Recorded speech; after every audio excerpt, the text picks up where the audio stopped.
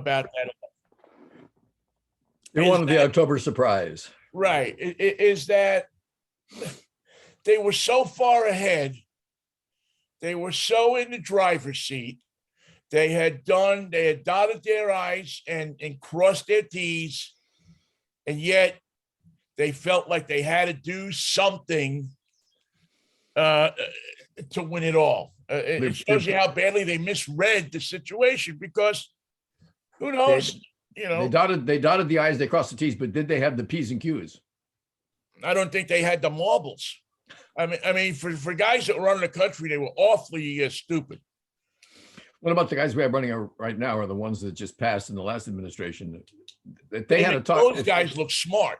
If Kevin McCarthy and Mark Meadows had a talk show, what they would do is they would deny everything they said every day. They would have a talk show on 9 to noon every day in your town.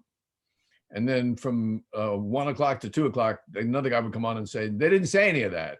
No matter what they said, they didn't say that. They have the denier following the show. They could have someone follow us and just say, Mikey and Vinnie didn't say anything today. You didn't miss anything. But what about the show? No, they didn't say anything. They didn't say anything. Whatever they said, they didn't say. They didn't say that.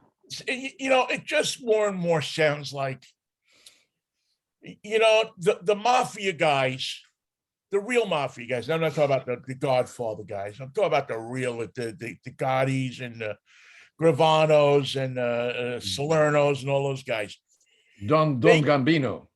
Yeah, they get taken down because they inevitably show their stupidity.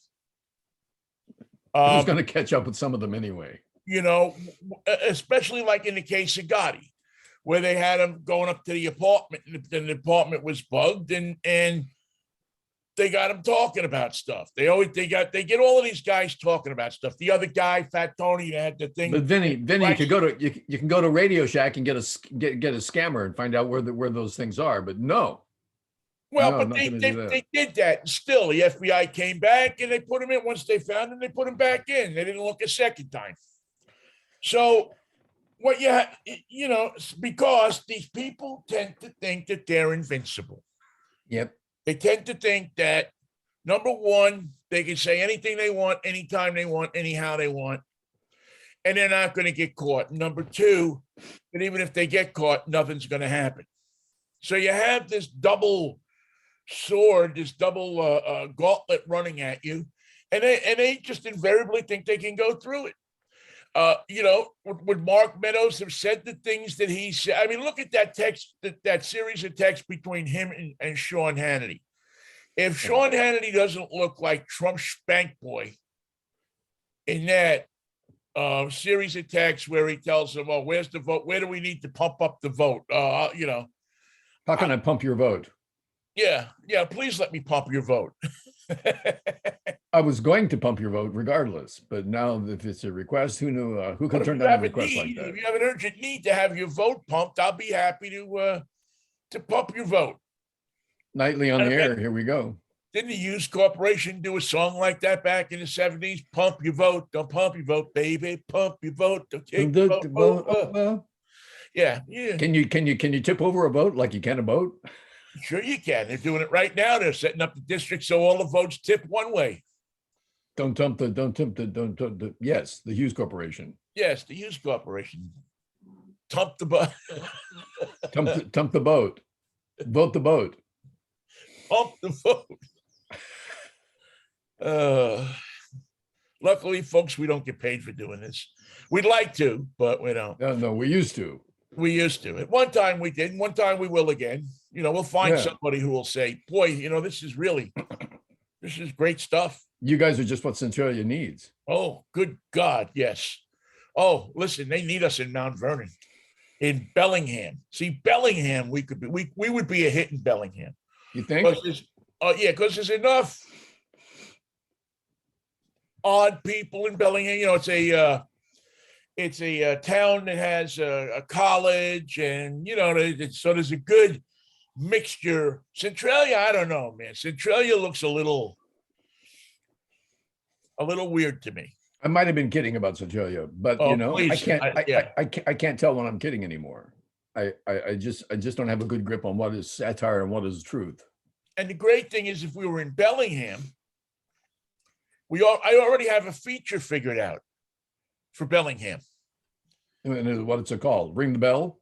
Mikey and Vinnie's weekly trip to Canada for drugs.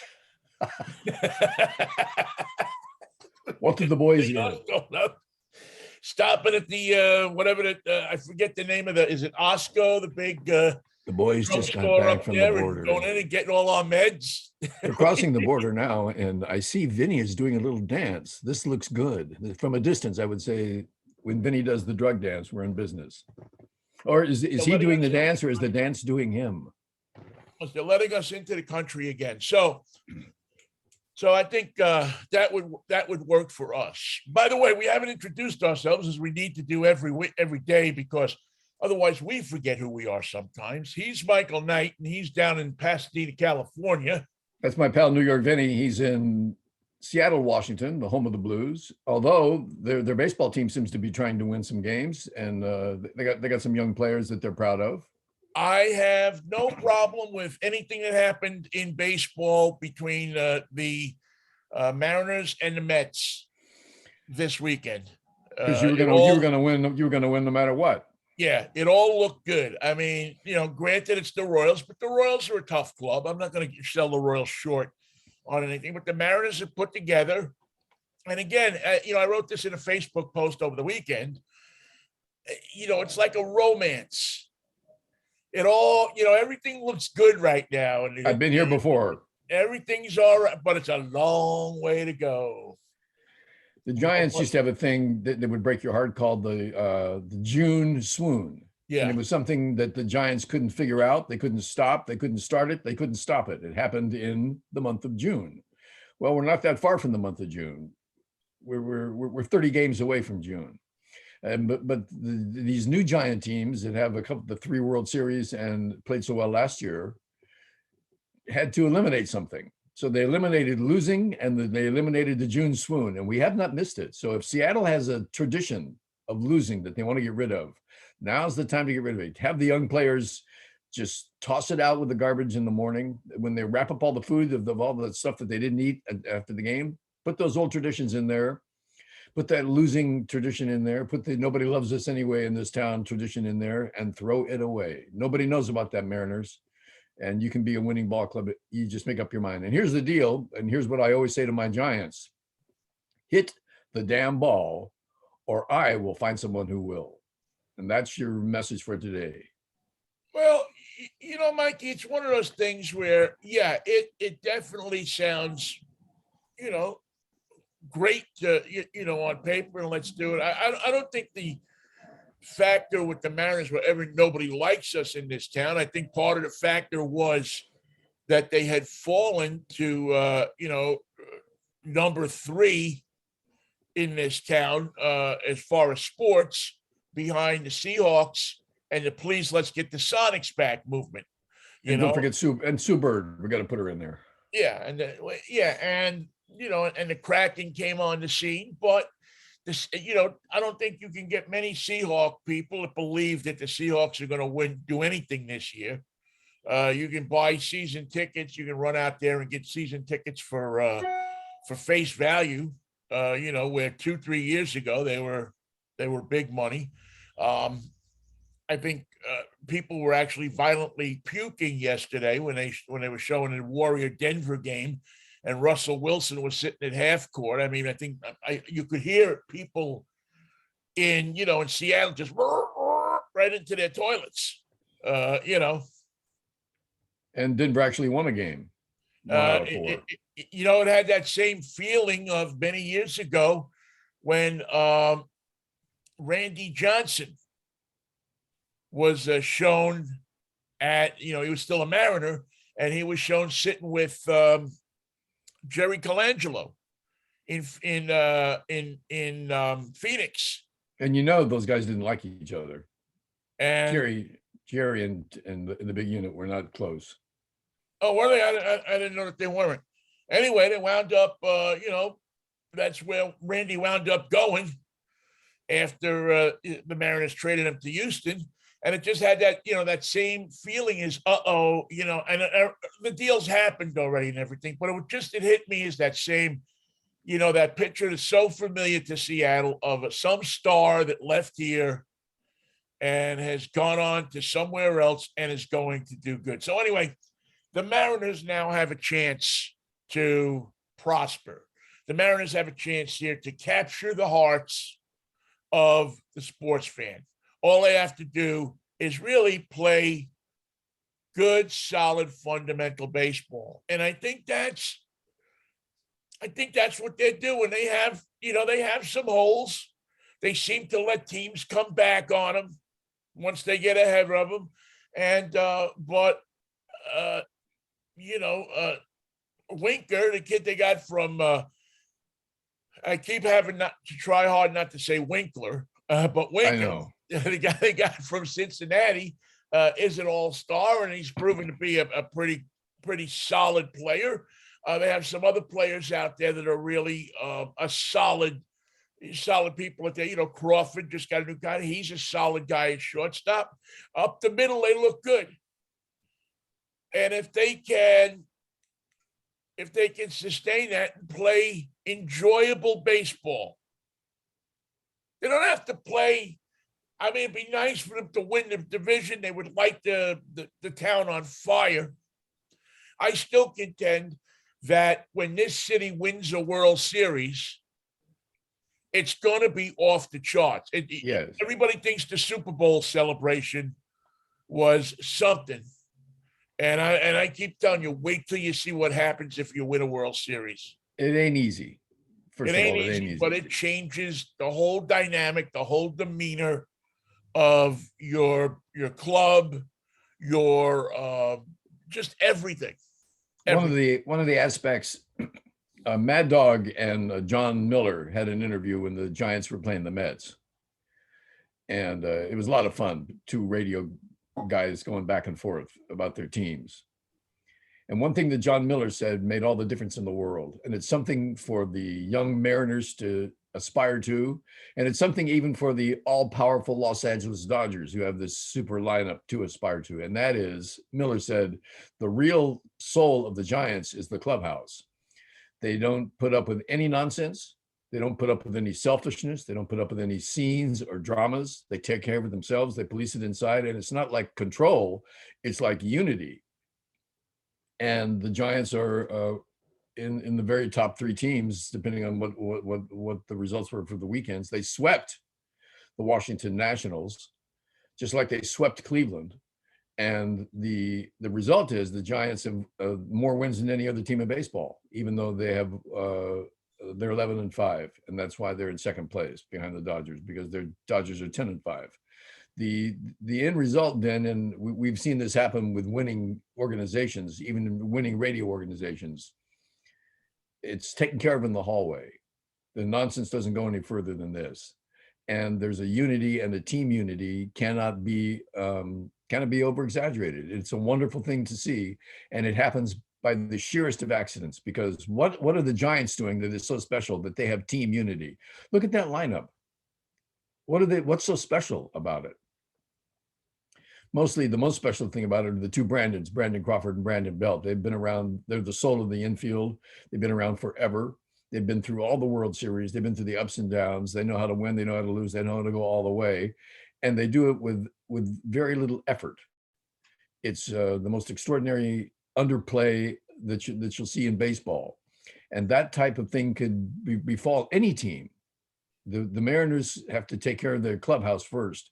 If they organize themselves as a real unity, a strong mental team that takes care of their problems themselves, then I think you got it. And of course, here's the other deal that gets you somewhere in the National League. You must have pitching and you must have power. That means you have 5 pitchers that go at it and a great bullpen, and you have another 5 guys who can launch it out of the park at any time they go to bat. And the Giants got that, and the Mariners could have it soon. I must correct you, Michael. I always hate to do this, but I must correct you, because when it comes to this, we have our ongoing thing. The Giants don't even have close to the best record in baseball. They don't even have close to the most wins in baseball. You're smoking stuff again, Michael, because you know what team has the most wins in baseball. You mean the Mets? Yes. The New York Mets, who are really socking the ball, knocking them home runs over the wall. See what I'm talking about? West side, everybody's coming down to meet the Mets of New York down. They are 12-5. And the San Francisco Giants are 11-5. As a matter of fact, they're in second place in the West because they're the Dodgers are 11-4. That part I did get right. Yeah. The Mets. What I like about the Giants and the Dodgers with the Giants is their run differential is, in the 30s. I mean, they're pounding on teams. We've had that's a little exaggerated. We've had 2 games where we scored over 10 runs, and when you've played as few games as we have, it's made a difference. In the stats, at least, the Giants have what the Mets. Tell me about the Mets P&P. Tell me about their pitching and their power, please. Oh, well, listen, I think they get it from all over the place. But what I like with the Mets, listen, Buck Showalter, and you know me, I'm not a Buck Showalter fan, but he has come in and installed fundamental baseball in that club. He has told those guys, you move runners over, you sacrifice, and you get aggressive in counts. You don't sit there and wait a lot. You jump on the first pitch that you like. Simple baseball, right? And that's not a grouchy old manager. That is new information. You jump on the pitch you like. Yeah. You don't wait. You don't consider the count before you decide if you're going to take it. Right. Those days are gone. You look for your pitch, and when you see it coming, don't think it's going to come again. You sure the Mets are 12 or 12? Sure they got 12 wins? 12-5, yeah. All right. I stand corrected. And their pitching is I mean, come on, their pitching is, their fifth starter. I forget his name now off the top of my head. And the other thing I like about the Mets is, and I think it's a sign of a good team. I saw it in 2001 with the Mariners. I've seen it with the Giants. I've seen it with even with the Pirates when they had those couple of years when they were doing good. Was when they get down, they don't give up. They don't just start looking down at their toes. They fight back. There's a difference between knowing how to lose and accepting a loss. Yeah. You're going to lose. You're going to lose some games. The baseball's so humbling that way. You will lose. It's like golf. It's going to get ugly, but it's how that team takes it that makes the difference. And I agree with you about the clubhouse. I mean, I've seen that firsthand, man. The clubhouse is, I always think, key. I mean, you got to have talented players. You got to have a good manager, but you also have to have a harmonious clubhouse. You also have to have a clubhouse where you have you have the one guy in charge, the player in charge. You have the one coach who kind of keeps, and then the manager generally stays out of the clubhouse. The manager generally comes in, he talks a little bit, but these guys run it themselves. That seems to be, and where I saw that the most, believe it or not, was in Pittsburgh with Clint Hurdle. I think Clint was a good manager, but I think he had this kind of thing that made people tune him out. And so a couple of times in his managerial stint there, he had a great record. He had things were buzzing along, but all of a sudden in July or August, he lost the clubhouse. How did it happen? Well, I think he would stand there and do a lot of these, motivational kind of things. And still lose. And I don't think young players buy into that stuff as much anymore. Not if you're not winning. Yeah. Well, he was winning. I mean, that was the sad part of it, is he was winning. And if you're winning, I think, what I learned from Lou Piniella is when you're winning, stay the hell out of the clubhouse. Yeah. If you're winning, they have it figured out. Have your coach, and that's where Johnny Mack used to, be the guy that was in the room and telling Lou what was going. He was his eyes and ears. And you had a manager that people would run through fire for him. And I think that was, I think that was the key to those years. So the thing was, he was a good manager. He had the clubhouse. He overplayed his hand, and somehow people didn't seem sincere.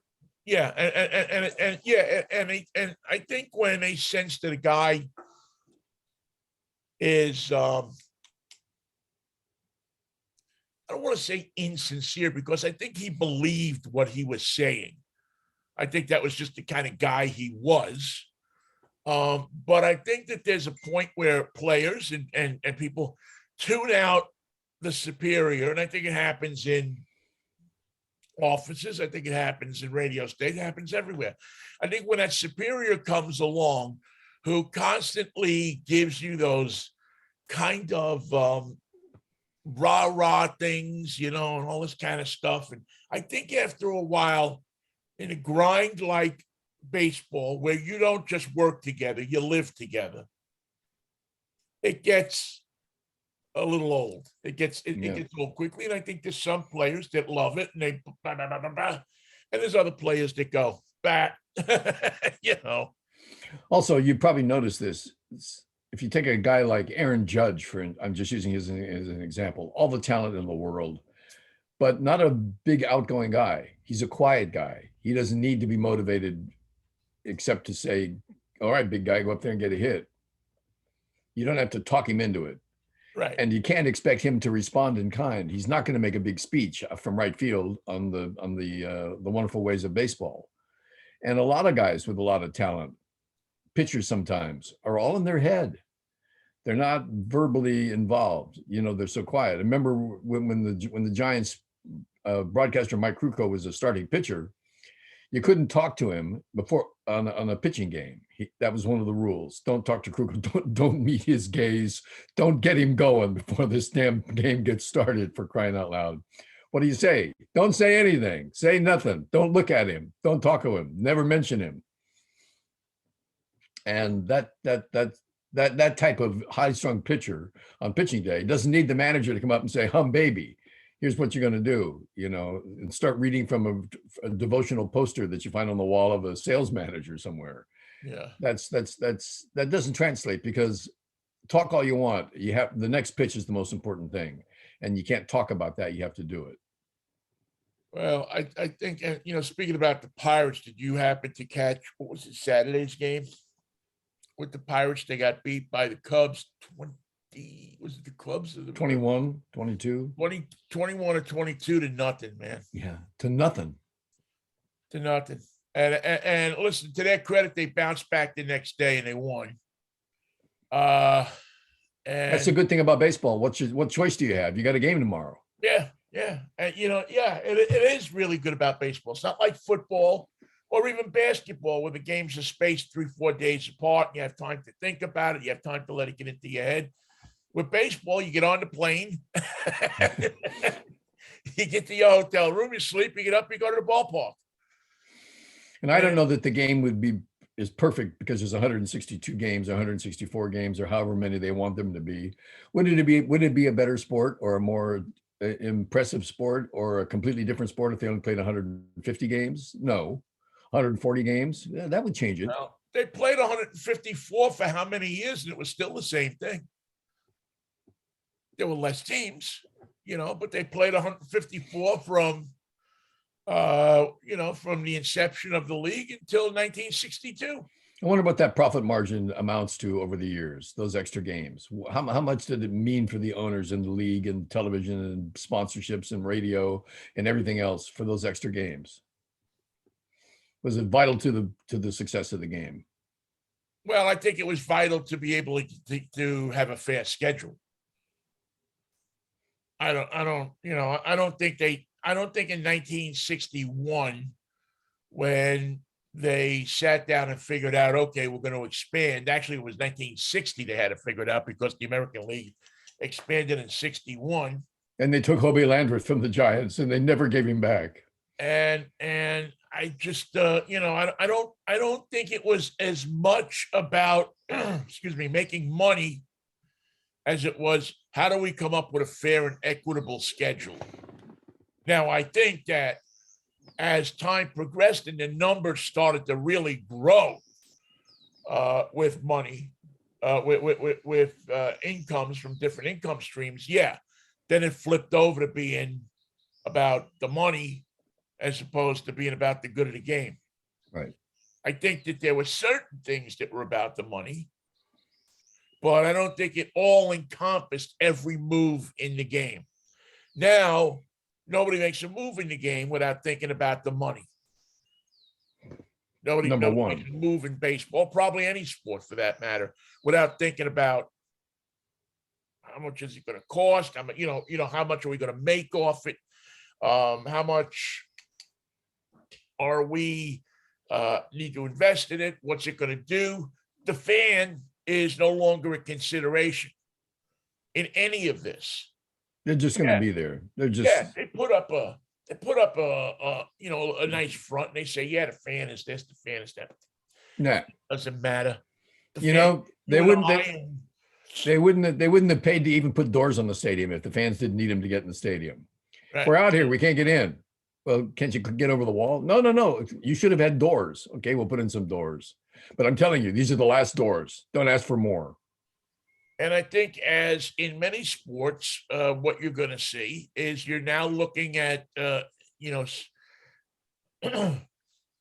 making certain parts of the schedule inaccessible to fans because they can get a money grab by having like Amazon broadcast some of the games over and above the network packages. Last year they did YouTube a couple times. Yeah, YouTube. They did. What was it? Hulu, I think, is in on it. You're seeing the same thing in the NBA and in the NFL, where games are on these streaming services, because I think the streaming services are probably the future of television. But that's not why they're on. They're on because Amazon is offering them huge amounts of money New market, just plain. It's found money. to have, this particular game or these particular games on the streaming service. It'll attract people to their streaming service, so they're willing to pay a ton of money for it. And it's found, like you said, it's found money for the for Major League Baseball. Does it affect the game on the field? No. No, I don't think so. I don't think. But who's going to tune in? Let's say it's the Giants and the Mets, and they're going to do it on YouTube. They've got to have the Mets local broadcasters do one version and the Giants local broadcasters do the other, because nobody's going to, 80% of the people watching are going to be Mets or Giants fans, and they want the hometown feed. They don't want to hear Biff Jiggerman and Jaime Rodriguez. Hi, it's our first time to see these Giants from Frisco town, and just step all over it. I'm trying to think now, because I watched the game on YouTube last year. If it was, I don't think it was. It wasn't the hometown. No, they brought in their own guys, and it was a terrible mistake. Well, because MLB.com. Here comes somebody to plumber time. Sorry, Vinnie.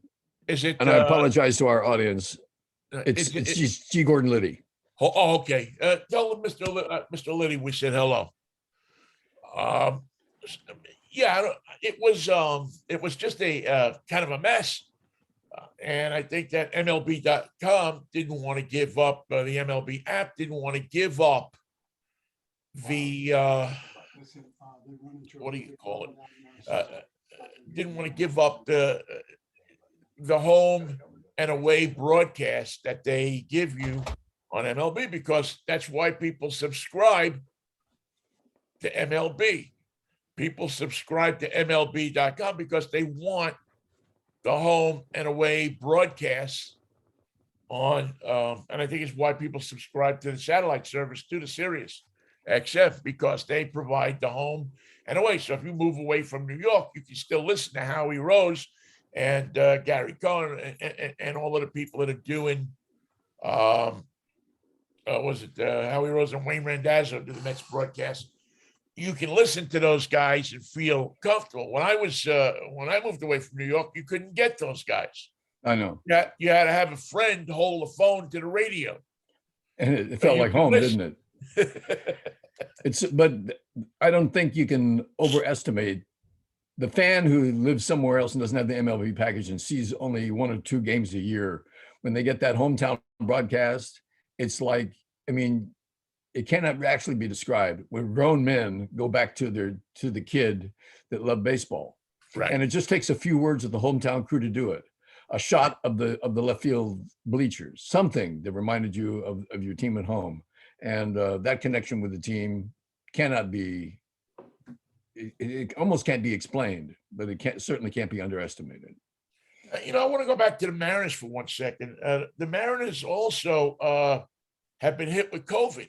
I forget how many guys they have out on the COVID list, but I think Giants too. Yastrzemski's Yastrzemski's got it with the Giants too. Yeah, so this is also happening through COVID. Now, I don't think COVID is obviously most of these guys are vaccinated, if not all of them. I forget. The percentage. Giants are at 85%. Yeah, I think the Mariners are at a pretty high number too. But COVID is on the rise again. Yep. Especially it seems in Major League Baseball. So. And I wondered about the NBA because they're traveling more now, and we're down to same final teams. If they're going to suffer from that because the way the Warriors are playing, they cannot afford that. Yeah, and they're not. I mean, I forget if it was last year, but what were they not in the bubble last year too? No. Remember the first year they were in the bubble. Yeah, and the year before they were in the bubble. But they didn't put them in the bubble last year, right? They let them. No. And the funny thing was, Vinnie, the bubble worked. It was absolutely foolproof. And the players didn't like it. You had all these millionaires hanging out in Orlando. And right now, 207-foot guys that are all of color don't belong in Florida. That's not where you want these guys to be hanging out. And that's not where they want to be either. Thank you, Ron DeSantis, for everything you're doing. Well, that's a whole nother thing that we're probably going to. It's a whole other subject. Today, but that whole, I mean, he's nuts, man. He's a hateful son of a bitch. He's nuts. He's a mean little guy. He is mean. He is a mean little guy. And now, what are people who are angry? What's the cover? If guys that are angry all the time are really afraid. So what is Ron DeSantis afraid of? And the list it's got to be lengthy. Name something he's not afraid of. Well, it's really it's really bizarre. I mean, what you have to think that you are. I mean, I don't know. The major employer in Florida is Disney. Let's see what we can do to screw up that relationship. Thing that took you out of being a place that people want to watch mermaids in a swamp and send their parents to keep warm is Disney. Come to Poison Monkey Jungle. Yeah, I mean, DeSantis probably has forgotten what A1A looked like before Disney came to town. It was a quiet little stretch of the road. Yeah, where Chico's Monkey Farm was the major attraction. That's Poison Monkey Farm. And so he's decided, because he's pissed off because they didn't want to ascribe to his homophobic doctrine down there, that they'll just take away their tax credits and take away their special district. Now, I'm not a fan of the whole special district. Disney gets to do everything, but in this case, it worked for everybody. How come we haven't heard of a response from Disney that is really formative? These guys are counting their bucks. They're saying, how long would it take us to open another one in Atlanta? How long would it take us to come up with the exact same idea? 2 years max. We're going to have the same rules that we had before. We're not going to have to put up with Ron DeSantis. It'll be more beautiful than the one before. And we can still outdo Chico's Poison Monkey Village.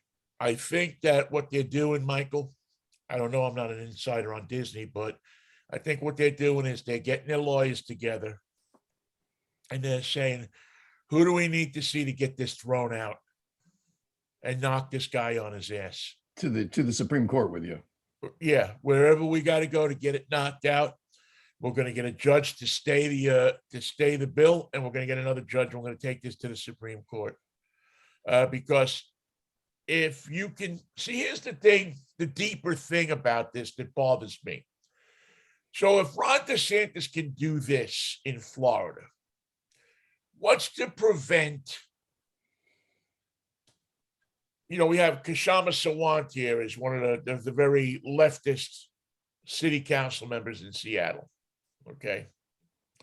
What's to prevent her from introducing in the city passing a bill that takes away the public facilities district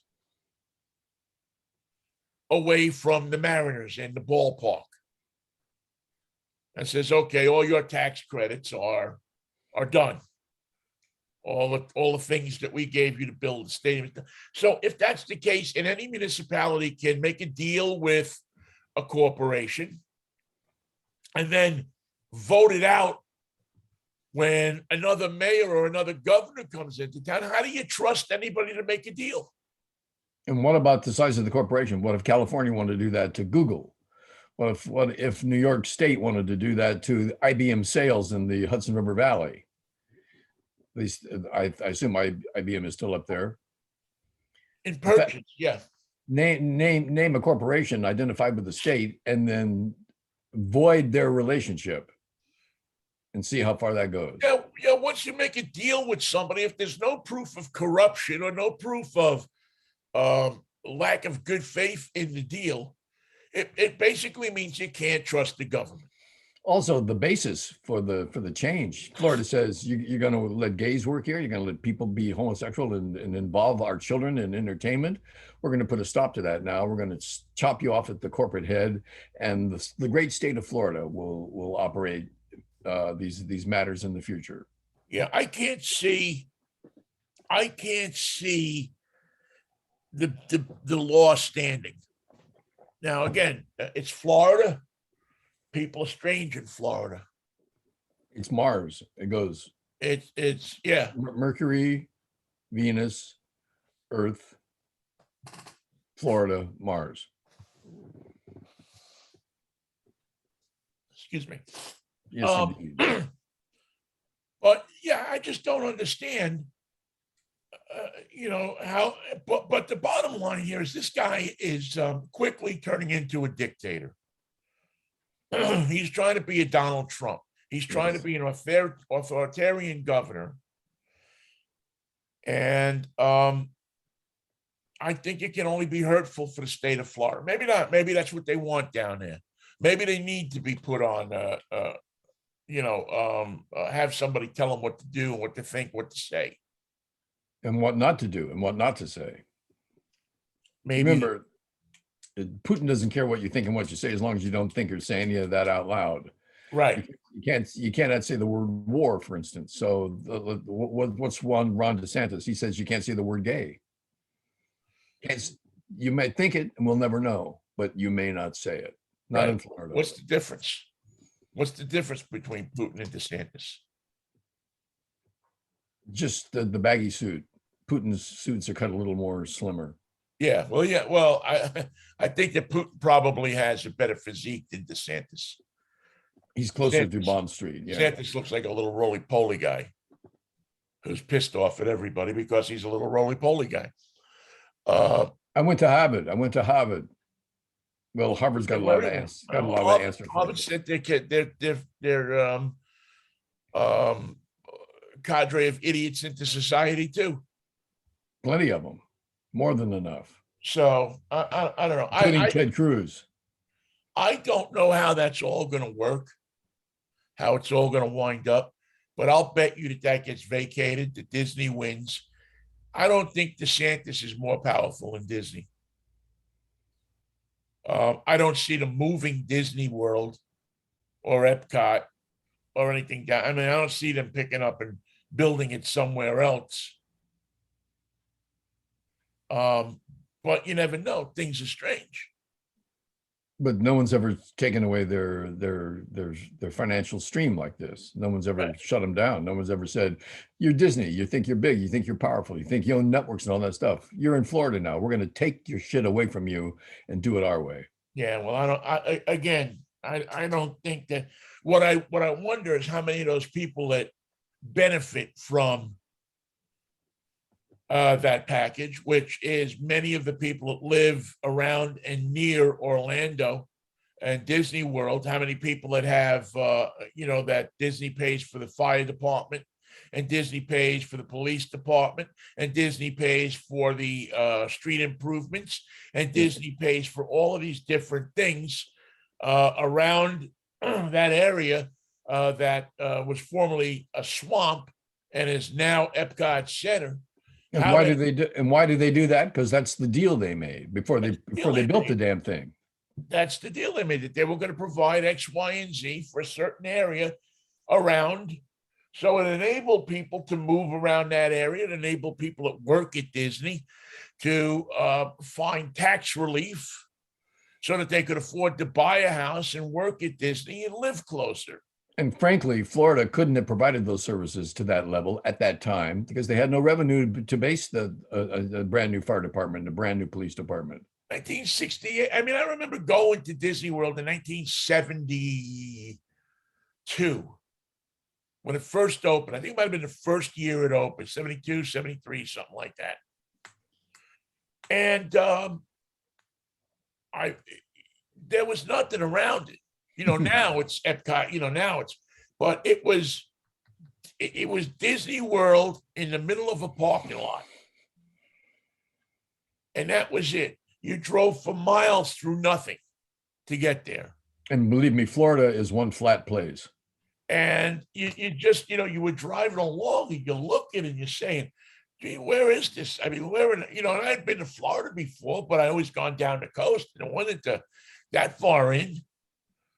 And sure enough, you get there and it's in the middle and it was impressive, but there was nothing around it. But all of that land was part of what would become Epcot Center, what would become Walt Disney World, what would be the hotels and everything like that.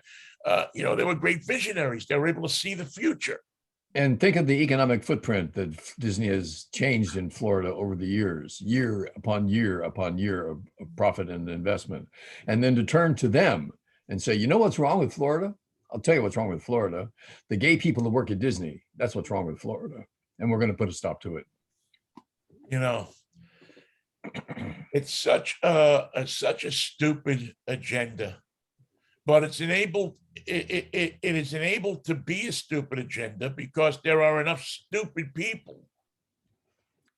There are enough people in this country, in Florida especially, that believe that this guy is right.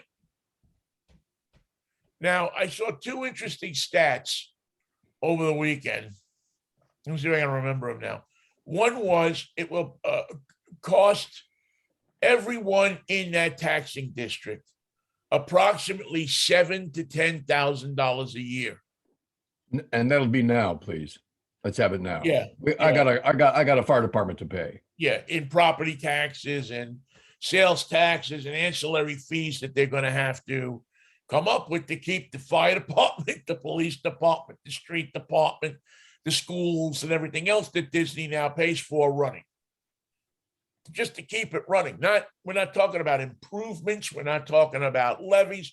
I mean, if you live in that district and you can sell your house, you'd be smart right now to do it. Because this is going to be in play for years to come. Right. Because if you're living on a fixed income, which a lot of people around there are, you just lost $5,000 to $7,000, $7,000 to $10,000 maybe out of your income. And if you're living on $28,000 a year, let's say that's $29,000, $30,000 a year, that's a chunk. That's a third. That means you're not going to see the grandkids. And they're not coming to see you. And they might not be coming to see you. And it means you're not going to take that You're not going to be able to buy. Well, forget that. You're not going to be able to have that operation. And we haven't gotten to the boycotts. You think that there's not going to be any national boycott to not go to Disneyland, or to say support Disney, go to the one in California. They got a Disneyland. You want to go to Disneyland? Don't go to Florida. You want to go to another theme park? Dolly Parton's got one. Go see Dolly. And I'll tell you, I love Dollywood. I've been to Dollywood, and I absolutely loved it. I thought it was better than Disney in some ways. Do they have good T-shirts? The T-shirts are okay. They're okay. There was a Dollywood T-shirt that I wanted to see that I didn't have, but anyway. I know the one you want. You know the one I wanted, but nope. That ain't going to get past Dolly. Dolly's. I see where you're going with this, but no. Hey, but you know what? She runs a great theme park. Her people, whoever she has running that thing, the food was good. The service among the people were helpful. It looked like they were happy to be there. It wasn't expensive as theme parks go. As a matter of fact, Erin and I went there. I remember this. We got there at 7 at night, and the park closes at 10. So the guy at the thing where you go in to buy the tickets says, "Listen, I'll sell you a ticket for tomorrow because we're only going to be open 3 more hours or 2.5 more hours. Here's a ticket for tomorrow. Come back. Go in, enjoy the park for 3 hours, and then come back tomorrow and enjoy it all day." You think Ron DeSantis would allow that in Disneyland? Yeah. No.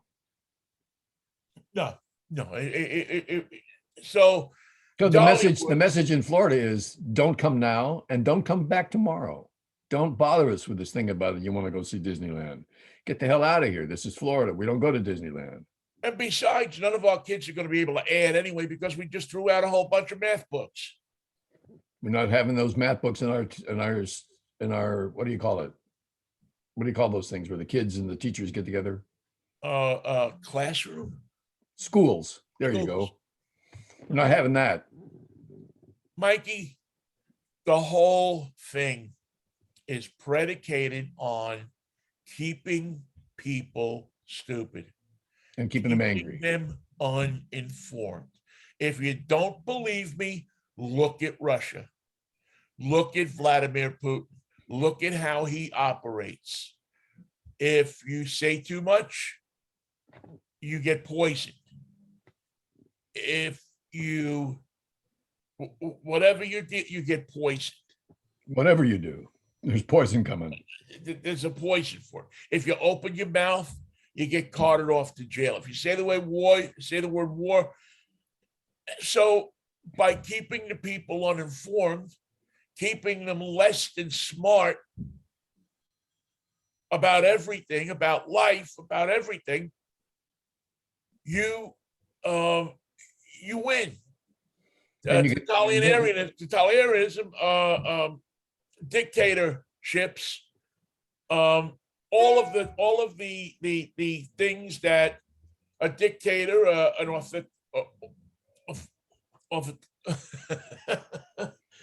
an iron-fisted government. I can't talk this morning. You're doing fine. They win. That's how, but they have to have the people stupid. They have to have them drugged.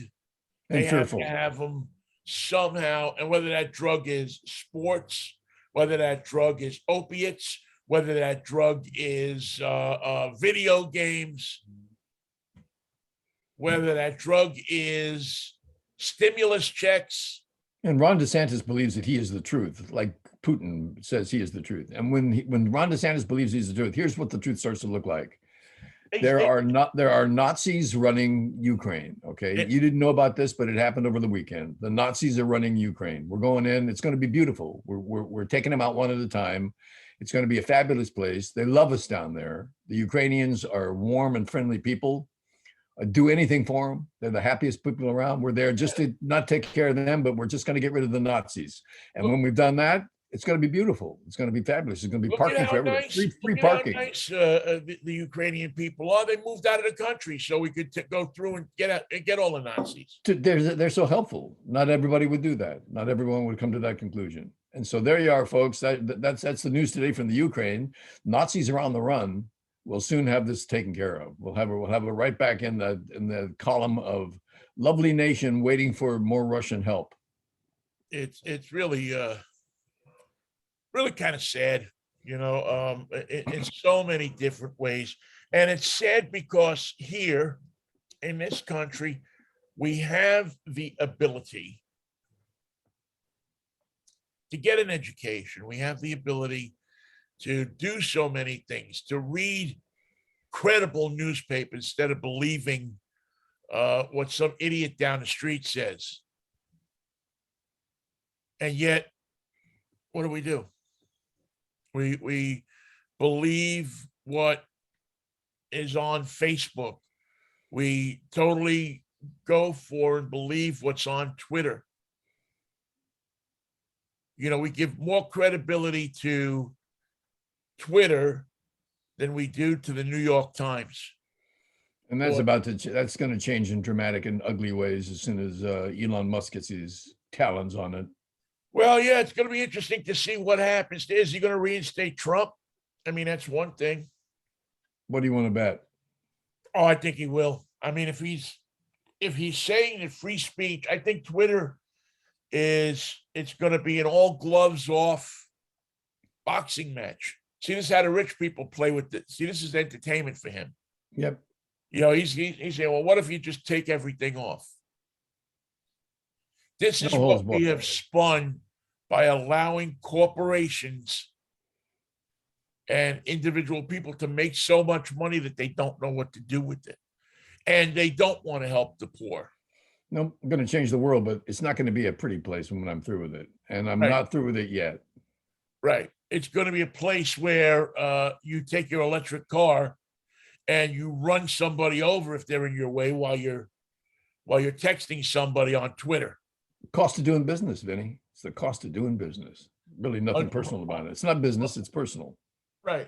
Well, I know better than medical experts. I'm Elon Musk. I know how to I've been to space, okay? I've been to space. Yeah. I know how to change the dynamic of everything. I want to rule the world.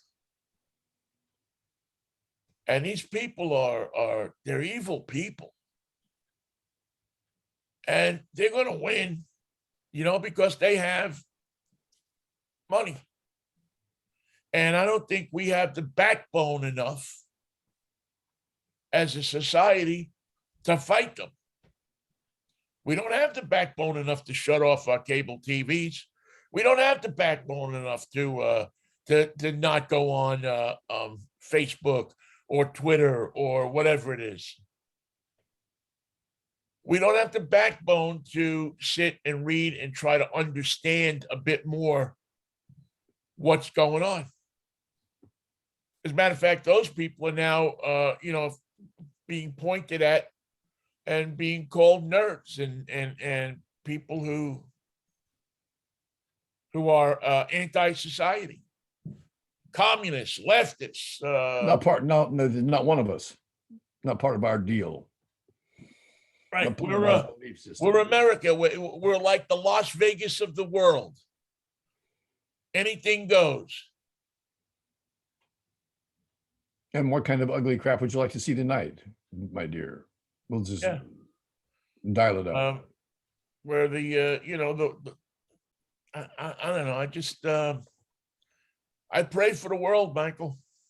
I pray for the world because more and more. I mean, do you ever see some of these people that are Elon Musk fans?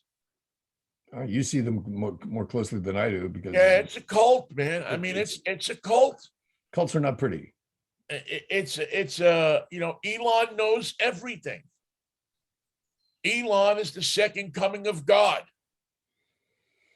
Didn't God already come twice? Is this the third time that he showed up? Because remember the time he forgot his hat, he came back. That was the second time. Yeah. He got his hat and he left. So this will be the third, technically speaking.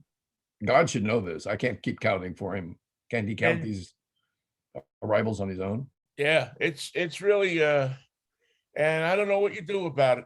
I wish I knew what would change it. I wish that I wish that we knew.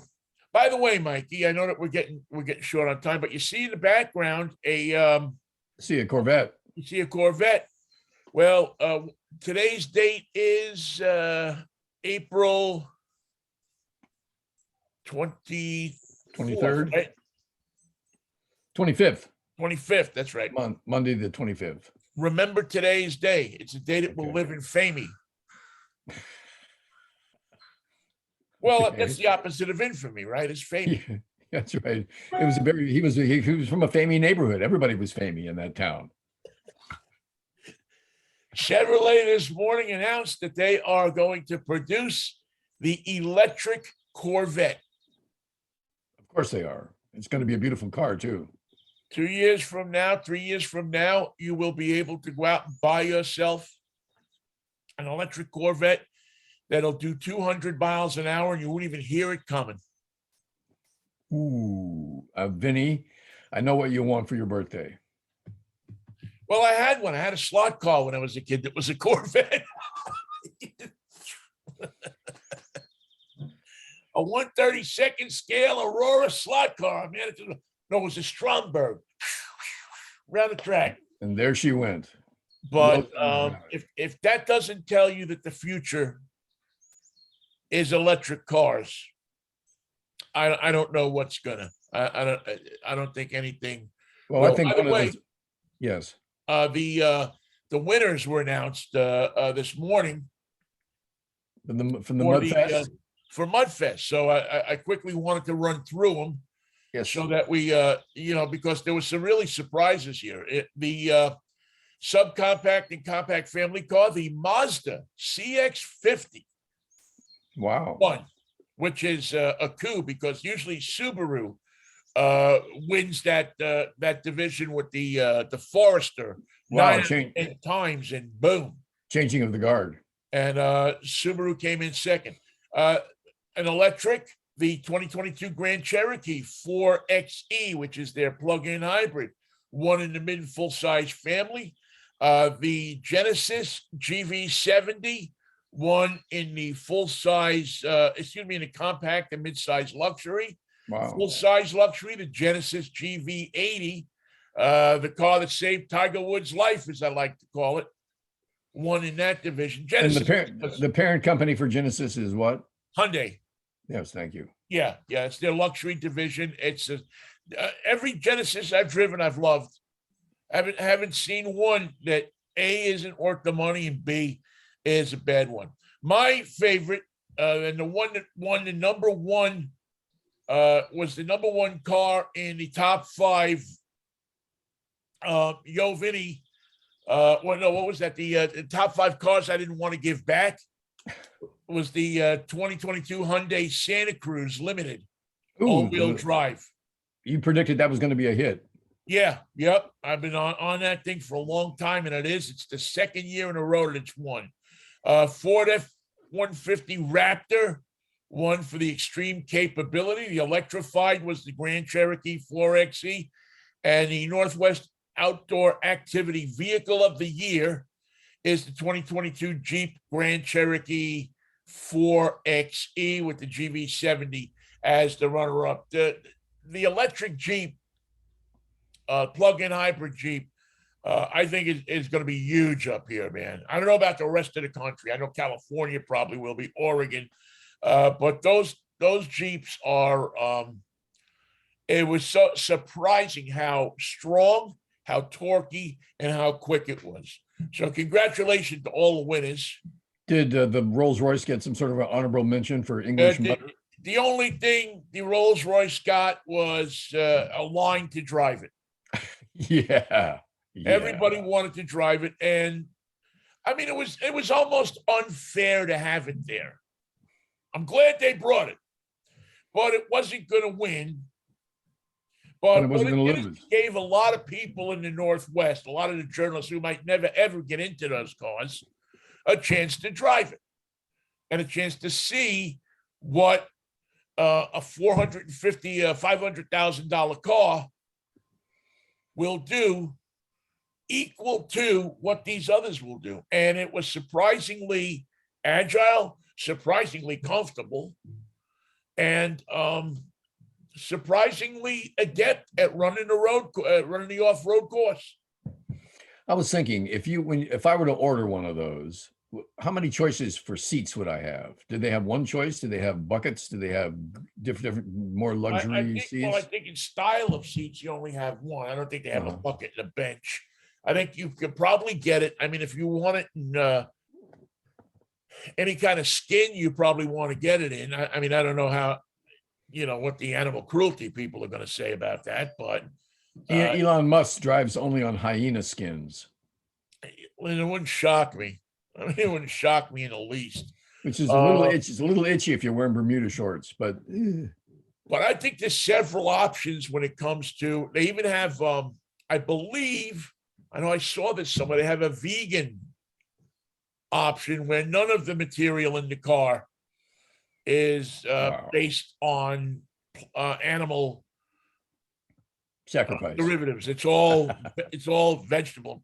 Part of the problem with those, though, is we see some of that with Ford because they use a plant-based wrapping for their wire harnesses, and when you park them, the rats are attracted to them. Here come the chipmunks.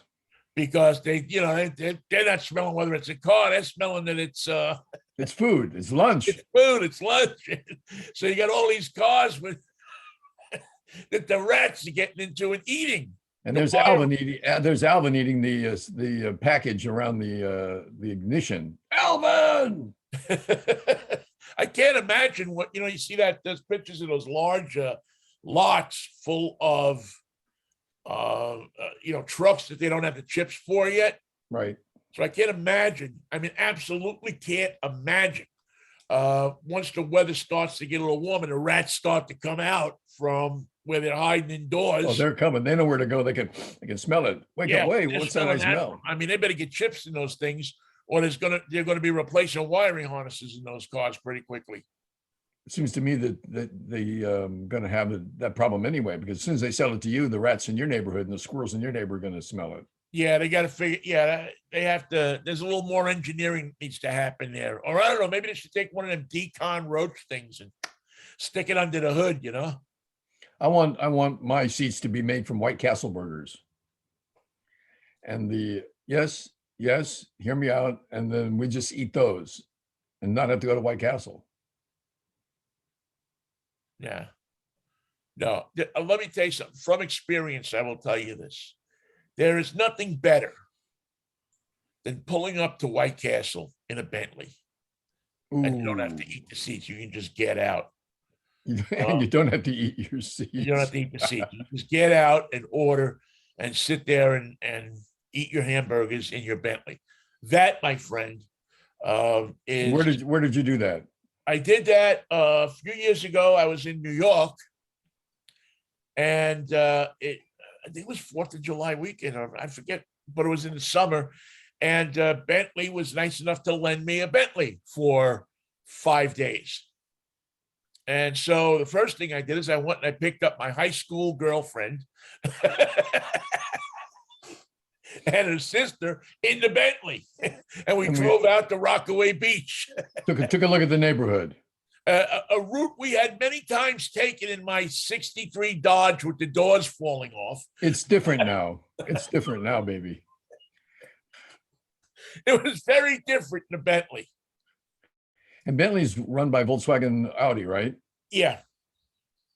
Yeah, BMW is Rolls-Royce and Bentley is BMW. I mean, a Volkswagen Audi. And it was a fantastic car. It was a convertible. I must have been nuts driving around in the middle of the night with it in New York City. I mean, to this day, I'm kind of surprised I didn't get hijacked. Well, they probably saw you go by, but they went, just to be on the safe side, I think we can let that one go. Yeah, maybe he's a little more connected than he looked. I did take it to Little Italy. I had to drive down to down to Elizabeth Street and to Mulberry Street and stop and at Ferrara's and get coffee and pastry. And just sitting there and watch people walking by and looking at it, and then looking in the store to see, Johnny Who's Depp there? here, or who's driving this thing. It was but that was only, I mean, that was a mere $250,000 car. Yeah, that's right. Just a little something to run to the store in. Yeah, just a little something to go, I got to go to the thing in Jersey,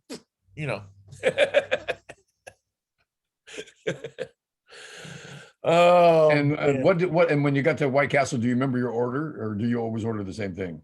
No, I order different things sometimes. I've actually fallen in love with the White Castle jalapeno cheeseburger.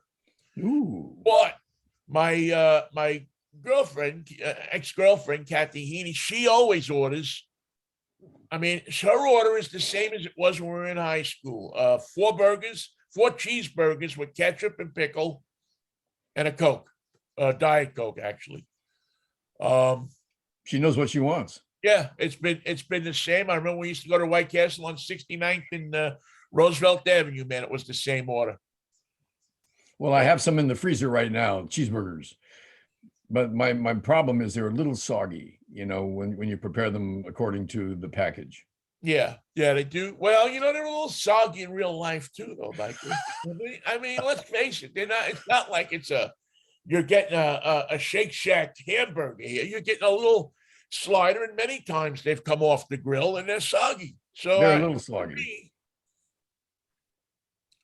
And White Castle is expanding now. I mean, I know they're opening up one in Orlando. They've opened up in Las Vegas.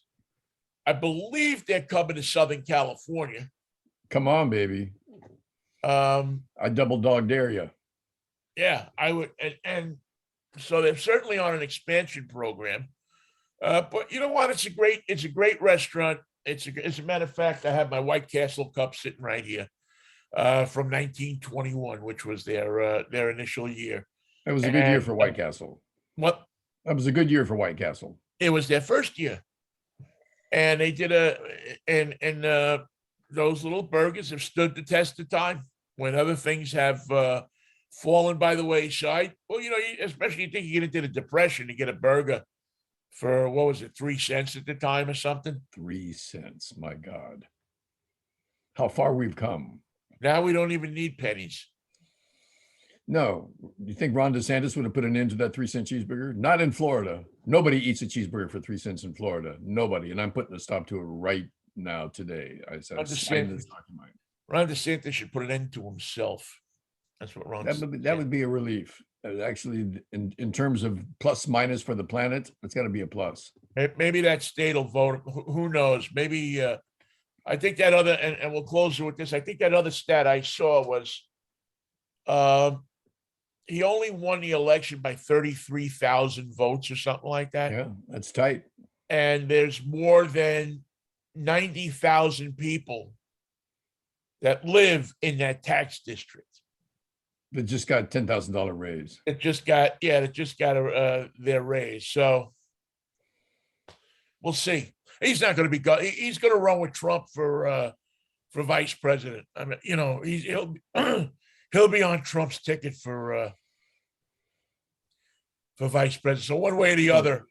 Speaking of hyenas, those two together will not last. There has to be a top hyena. The only way Pence lasted with him as long as he did is that Pence knew how to shut up and lick his butt and eat poop. And I don't think DeSantis is going to be that, because DeSantis wants that top job. He loves the sound of his own voice as much as Trump does. Yeah, if I was Trump and I took DeSantis as a running mate, I wouldn't close my eyes. No. I wouldn't eat too much out of the White House kitchen, because there's another page in Putin's book that that might be taken. So here's the great scenario. So the Democrats keep Congress. Nancy Pelosi stays as the into her 95th year as the speaker. Trump and DeSantis win. DeSantis poisons Trump, and then DeSantis is convicted of it. Who becomes president? There she is once again. 95-year-old Nancy Pelosi. What do you attribute your success? Never drink the tea at the White House. Just don't drink it. Don't eat the little sandwiches. Do not eat anything. Don't drink anything over there. I grab a quick burger from McDonald's on Y Street 5 minutes before I get to the White House, and then I can say, "Oh, I just ate." The drive-through always moves right along. You should try it. Moves quickly. Moves very quickly. All right, Mikey. Okay, Vinny. I will catch up with you on Wednesday morning at 10:10. 10:10 it is. In the creek don't rise. Good to see you well.